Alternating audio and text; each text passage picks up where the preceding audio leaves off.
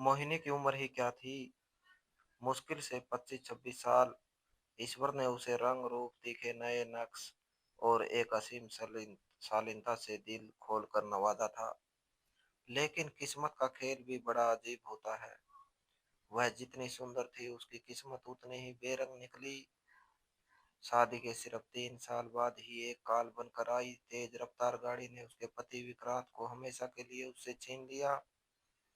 जिस उम्र में लड़कियां अपने सुनहरे भविष्य के सपने बुनती है, नए नए श्रृंगार के रंग देखती है, उस उम्र में मोहिनी के जीवन में विधवापन का गहरा अंधकार छा गया। शुरुआती कुछ महीने तो मोहिनी के लिए एक भयानक दुश्मन जैसे थे। ससुराल वालों ने उसे अपशगुनों कहकर दूर कर दिया और मायके की आर्थिक स्थिति इतनी अच्छी नहीं थी कि वह हमेशा के लिए उन पर बोझ बनी रहती।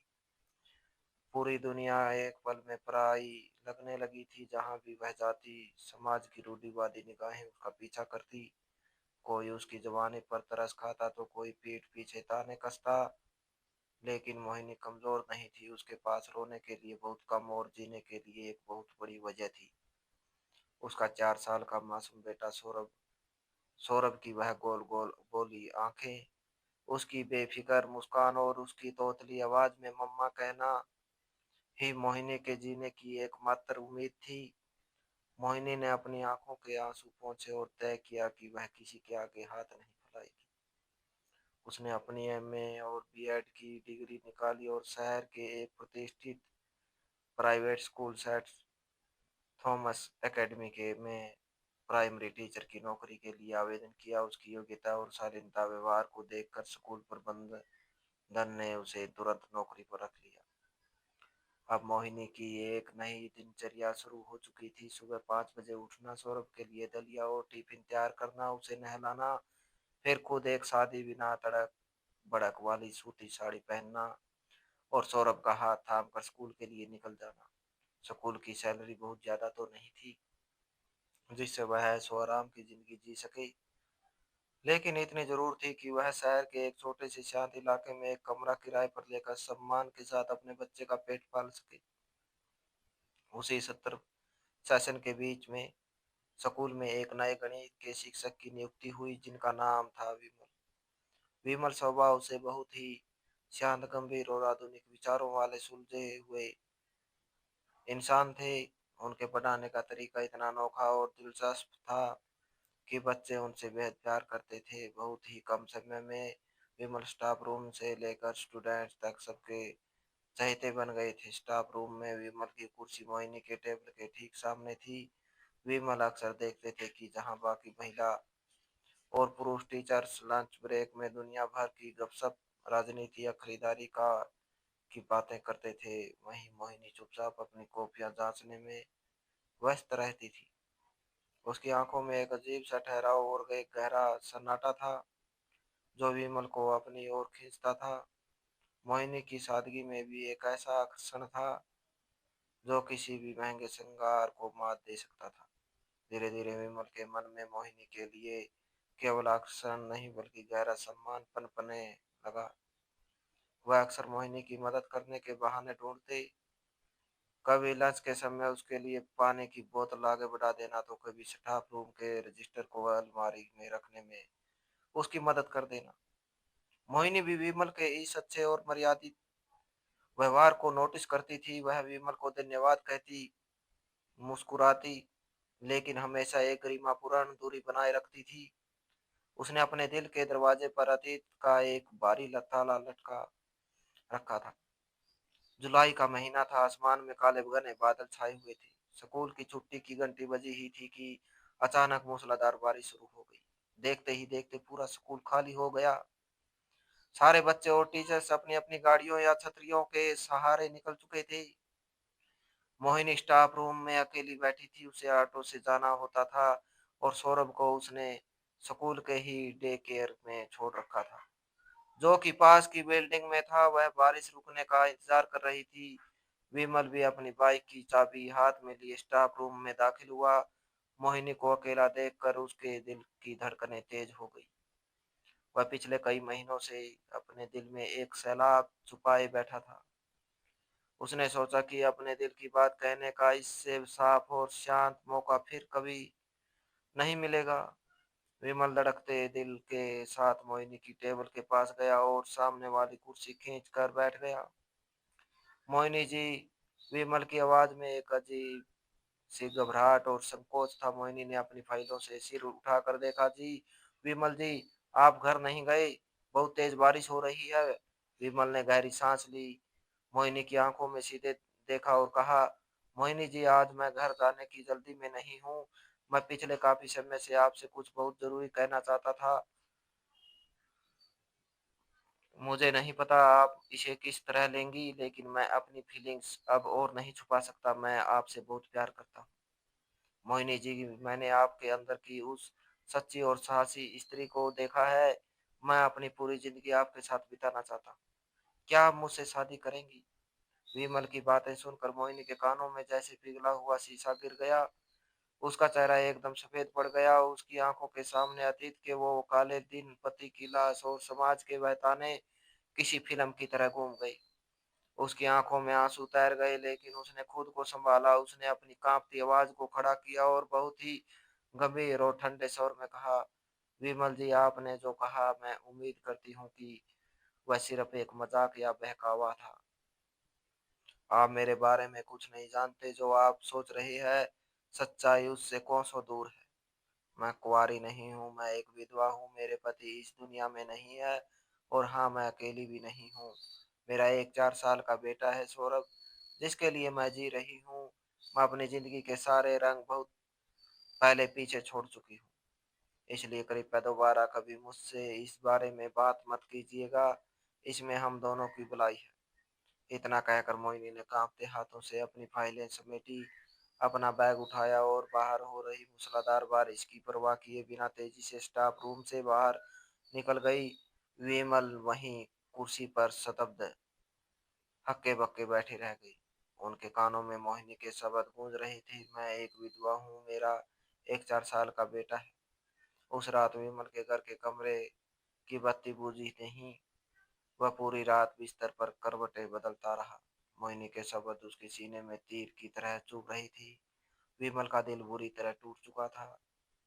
लेकिन अजीब बात यह थी कि मोहिनी के लिए उसका प्यार कम होने की बजाय और गहरा हो गया था। उसके अंदर एक युद्ध चल रहा था। एक तरफ यह समाज था, वह समाज जो एक कुंवारे, पढ़े लिखे और अच्छे परिवार के लड़के की शादी किसी विधवा और एक बच्चे की मां से होने की कल्पना भी नहीं कर सकता था। लोग हंसते, ताने मारते, परिवार की बदनामी होती। लेकिन दूसरी तरफ विमल की अंतरात्मा थी। विमल ने खुद से पूछा, क्या मोहिनी का विधवा होना उसका गुनाह है? क्या किसी दुर्घटना में पति को खो देने के बाद एक औरत को दोबारा मुस्कुराने, प्यार पाने और सम्मान से जीने का कोई हक नहीं है? और उस मासूम 4 साल के बच्चे का क्या कसूर है, जिसे दुनिया बिना किसी गलती के अनाथ या कमतर समझने लगती है? विमल को समझ आ गया कि उसका प्यार वक्तहीन नहीं था। वह मोहिनी के सिर्फ सुंदर चेहरे से प्यार नहीं करता था, बल्कि वह उसकी आत्मा, उसके संघर्ष और उसके स्वाभिमान से प्यार करता था। विमल ने गहरी सांस ली और खिड़की से बाहर देखते हुए एक ऐसा फैसला किया जिसे लेने के लिए बहुत बड़े दिल और हिम्मत की जरूरत होती है। उसने तय किया कि वह मोहिनी से ही शादी करेगा और ना सिर्फ मोहिनी को अपनी पत्नी बनाएगा, बल्कि उसके बेटे सौरभ को कानूनी रूप से अपना नाम और एक पिता का पूरा अधिकार देगा। अगले कुछ दिन मोहिनी के लिए बहुत तनावपूर्ण रहे। वह स्कूल में विमल से नजरें चुराती रही। उसने लंच ब्रेक में स्टाफ रूम में बैठना भी बंद कर दिया था। वह बच्चों की क्लास में ही बैठी रहती थी, लेकिन विमल ने उम्मीद नहीं छोड़ी। एक हफ्ते बाद जब स्कूल की छुट्टी हुई तो विमल मोहिनी के क्लास में जा पहुंचा। उस वक्त मोहिनी ब्लैक बोर्ड साफ कर रही थी। विमल को देखकर वह तुरंत बाहर जाने लगी, लेकिन विमल ने उसका रास्ता रोक लिया। मोहिनी, प्लीज मेरी बात सुनो, भागो मत मुझसे, विमल ने बहुत ही धीमे लेकिन मजबूत स्वर में कहा। विमल जी, मैंने उस दिन साफ साफ कह दिया था, फिर आप क्यों? मोहिनी की आवाज में गुस्सा और बेबसी दोनों थी। मोहिनी, मैंने तुम्हारी हर बात सुनी और उस पर पूरे 7 दिन तक विचार किया है, विमल ने उसके करीब आकर कहा। मुझे कोई फर्क नहीं पड़ता कि तुम्हारा अतीत क्या था। मुझे इस बात से भी कोई फर्क नहीं पड़ता कि दुनिया क्या कहेगी। मैं तुमसे प्यार करता हूँ और मैं सौरभ को अपना बेटा स्वीकार करने के लिए पूरी तरह तैयार हूँ। मैं उसे अपना नाम देना चाहता हूँ, विमल का नाम। मैं उसे वह हर खुशी देना चाहता हूँ जो एक पिता अपने बच्चे को देता है। मोहिनी की आंखों से आंसू छलक पड़े। उसने कहा, विमल जी, आप पागल हो गई है। यह कोई मूवी नहीं है, यह हकीकत है। जब आपके माता पिता को पता चलेगा तो बवंडर आ जाएगा। आप एक कुंवारे लड़के हैं, आपकी शादी किसी बड़े घर की सुंदर कुंवारी लड़की से हो सकती है। मेरे साथ सिर्फ बदनामी और जिम्मेदारियां हैं। कृपया अपनी हंसती खेलती जिंदगी बर्बाद मत कीजिए। मेरी जिंदगी तुम्हारे बिना वैसे भी अधूरी ही रहेगी। मोहिनी, विमल ने सीधे उसकी आंखों में देखते हुए कहा। विमल ने सिर्फ बातें नहीं की, बल्कि उन्होंने अपने व्यवहार से इसे साबित करना शुरू किया। वह अक्सर स्कूल के बाद सौरभ के पास जाते, कभी उसके लिए छोटी सी कार ले आते तो कभी उसके साथ चॉकलेट शेयर करते।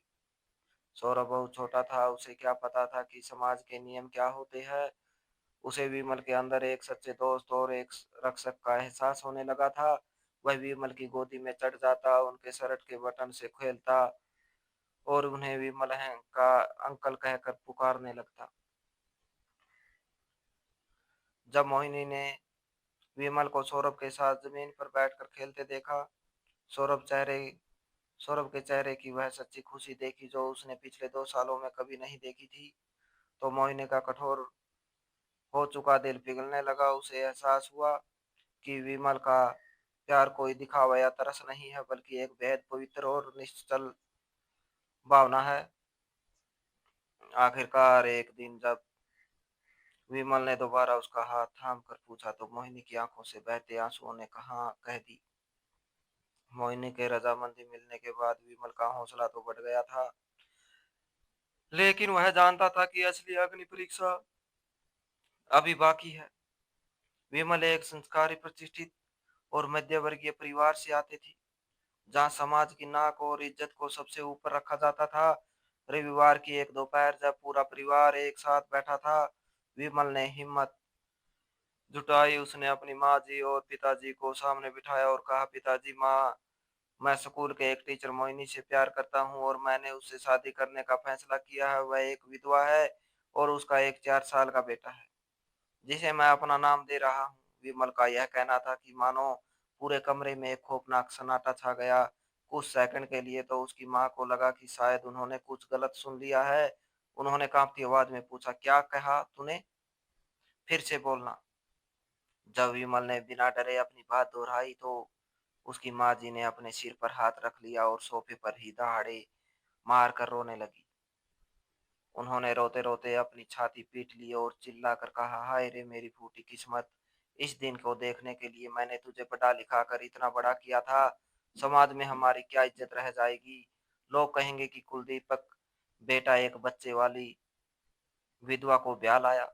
मेरी सहेलियां, हमारे रिश्तेदार सब हमारे मुंह पर थूकेंगे। विमल के पिताजी, जो एक रिटायर्ड सरकारी अफसर थे और समाज में अपनी दाग के लिए जाने जाते थे, गुस्से से लाल पीले हो गए। उनकी आंखें क्रोध से उबलने लगी। उन्होंने सामने रखी कांच की मेज पर इतनी जोर से हाथ मारा कि चाय के कप खनखना उठे। उन्होंने कड़कती आवाज में विमल को डांटते हुए कहा, विमल, होश में तो हो? तुम्हारा दिमाग ठिकाने है या उस औरत ने तुम पर कोई जादू टोना कर दिया है? इस शहर में हमारे खानदान में आज तक किसी ने ऐसा कलंक अपने माथे पर नहीं लगाया। एक कुंवारे नौजवान और संस्कारी लड़के की शादी एक विधवा से दुनिया में लड़कियों का अकाल अकाल पड़ गया है था। क्या हम समाज को, अपनी बिरादरी को क्या मुंह दिखाएंगे? जब लोग हमसे पूछेंगे कि बहू के साथ यह 4 साल का बच्चा किसका है, तो हम क्या कहेंगे? कि हमारा बेटा किसी और के बच्चे का बाप बन गया है। विमल की माँ पुरानी सोच और अंधविश्वास की बेड़ियों में जकड़ी हुई थी। उन्होंने मोहिनी के अतीत को ही उसकी सबसे बड़ी कमी बना दिया। उन्होंने विमल के पैर पकड़ने तक की कोशिश की और भावुक होकर रूढ़िवादी तर्क देने लगी। बेटा, जो औरत अपने पहले पति को खा गई, जिसके नसीब में सुख लिखा ही नहीं था, उसे तू इस घर की लक्ष्मी बनाना चाहता है। वह अब सुकनी है। अगर वह हमारे घर में आई तो हमारे हंसते खेलते परिवार को उसकी नजर लग जाएगी। शास्त्रों और समाज के नियमों के खिलाफ मत जा बेटा। अपनी माँ पर तरस खा, मैं यह सदमा बर्दाश्त नहीं कर पाऊंगी। विमल ने बहुत शांत रहकर अपने माता पिता के हाथ जोड़ने चाहे।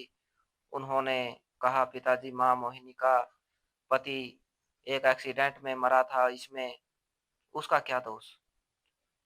क्या किसी का सहारा बनना पाप है? अगर हम एक मासूम बच्चे को पिता का नाम और एक बेसहारा औरत को सम्मान देंगे तो भगवान भी हमसे खुश होगा। समाज तो 2 दिन बातें बनाकर चुप हो जाएगा, लेकिन विमल के पिताजी का गुस्सा इस तरह से और बढ़ गया। उन्होंने खड़े होकर अपनी उंगली विमल की तरफ उठाई और अपनी अंतिम और सबसे क्रूर चेतावनी दे दी। मुझे ज्ञान मत सिखाओ, यह तुम्हारी फिल्मी या किताबें नहीं है, यह समाज के कड़वी हकीकत है। अगर तुम्हें इस घर में रहना है, हमारी औलाद बनकर रहना है, तो उस औरत का ख्याल अपने दिलो और दिमाग से अभी और इसी वक्त निकाल फेंको। और अगर तुम्हारी आग की शर्म खत्म हो चुकी है और तुम उसी विधवा से शादी करने पर अड़े हो, तो समझ लेना आज से तुम्हारा बाप मर गया। इस घर के दरवाजे तुम्हारे लिए हमेशा के लिए बंद है। अपनी इस गंदी जिद के साथ इसी वक्त मेरे घर से दफा हो जाओ। बात सिर्फ माता पिता तक ही सीमित नहीं रही। जो विमल ने तुरंत घर छोड़ने से मना किया और उन्हें और समझाने की कोशिश की, तो अगले 2 दिनों में उसके ताऊ चाचा और फूफा को भी घर बुला लिया गया। सब ने मिलकर विमल पर मानसिक दबाव बनाना चाह शुरू किया। किसी ने कहा कि लड़का हाथ से निकल गया है, इसे जायदाद से बेदखल कर दो। तो किसी ने ताना मारा कि पढ़ा लिखा कर मास्टर क्या बन गया, अब अपने बाप को ही आंखें दिखा रहा है। घर का माहौल इतना तनावपूर्ण और दम घोट हो चुका था कि विमल को समझ आ गया कि यहाँ उसकी इंसानियत और सच्चे प्यार की कोई कदर नहीं होगी। अपनों की इस भयंकर नफरत, गालियों और तानों के बीच विमल ने भारी मन से अपना बैग पैक किया। रोती हुई माँ और गुस्से से मुंह फेरे खड़े पिता की चौखट को पार करते हुए वह हमेशा के लिए उस घर से बाहर निकल गया।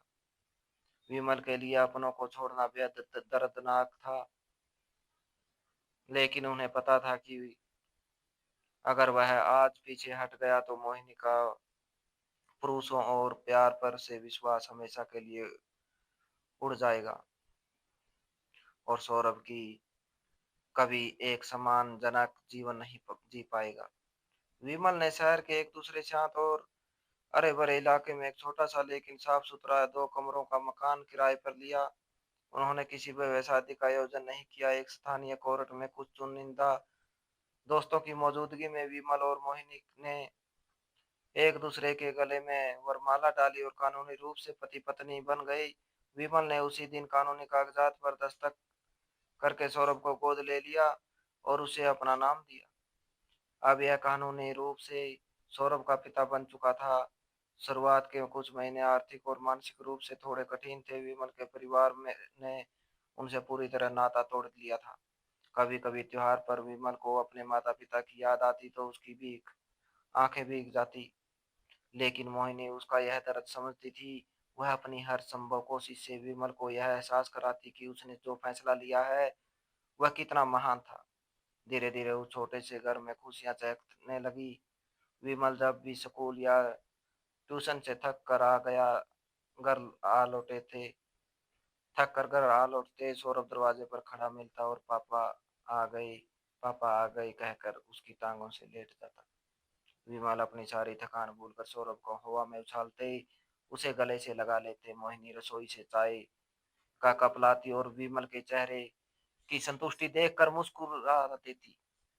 जो समाज पहले इस शादी पर उंगलियां उठा रहा था, जब उसने देखा कि विमल और मोहिनी का परिवार कितना सुखी है, सौरभ कितना संस्कारी और पढ़ाई में अच्छा हो रहा है और वह कैसे विमल ने सब कुछ छोड़कर एक आदर्श पति और पिता का कर्तव्य निभाया है, तो वही समाज धीरे धीरे चुप हो गया। कुछ पड़ोसियों ने तो विमल के इस साहसी कदम की तारीफ भी करनी शुरू कर दी। मोहिनी की जिंदगी जो कभी सूखी नदी की तरह बेजान हो चुकी थी, अब खुशियों के समंदर से भर गई थी। उसने अपनी जिंदगी में दोबारा सिंदूर लगाया था, लेकिन इस बार वह सिंदूर सिर्फ एक परंपरा नहीं बल्कि विमल के उस असीम सच्चे और साहसी प्यार का प्रतीक था जिसने एक मरती हुई उम्मीद को दोबारा जिंदा कर दिया था। कुछ सालों बाद विमल के पिताजी और हम के उनके घर आए। उसके पिताजी ने विमल से कहा, बेटा मैं गलत था। मैं अपनी रूढ़िवादी सोच में अंधा हो गया था। तुम्हारे घर छोड़ने के बाद से मैं एक पल सुकून से नहीं रह सका। हो सके तो मुझे माफ कर दो और बहू को लेकर अपने घर वापस चलो। विमल ने रोते हुए अपने पिता के पैर छुए और मोहिनी सौरभ को लेकर वापस अपने घर आ गई। अब परिवार संपन्न हो और खुशहाल हो चुका था। यह कहानी हमें यह गहरी सीख देती है कि समाज की पुरानी और दकियानुसी रूढ़ियां इंसानी भावनाओं और खुशियों से बड़ी नहीं हो सकती। सच्चा प्यार केवल किसी के अच्छे समय का साथी होना नहीं है, बल्कि किसी के बिखरे हुए जीवन को संवारना, अपनों की मुखालफत के बावजूद सही रास्ते पर टिके रहना, जिम्मेदारी उठाना और बिना किसी स्वार्थ के किसी को अपना नाम देना ही वास्तविक प्रेम और इंसानियत है। तो दोस्तों, इस कहानी को लेकर आपकी क्या राय है? कमेंट सेक्शन में कमेंट करके अपनी राय जरूर शेयर करें। और अगर आपको हमारी आज की कहानी अच्छी लगी हो तो प्लीज इसे लाइक शेयर जरूर करें।